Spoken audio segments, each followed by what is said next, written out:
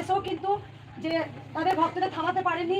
আর একটা মা আছেন, আমি অবশ্যই বলবো, দেখি একবার আমি কিছু কথা বলবো। সেই সাদা রঙের চুড়িদার পরেছিলেন সেই মা, একটা বয়স্ক মা, সেদিন 10,500 ভক্ত লড়েছিলেন, সেই দিন প্রচন্ডভাবে লড়েছিলেন, দারুণ লড়েছিলেন। ওই মাকে আমি ভিডিও মাধ্যমে বলতে চাই, মা তুমি আবার আসো, আমি তোমাকে দেখতে চাই। যে তুমি প্রতিবাদ করেছিলে মা, তুমি সেদিন সাদা রঙের সালোয়ার পরেছিলে, সেদিন তুমি আপ্রাণ লড়াই করেছিলে, আমি তোমাকে দেখতে চাই।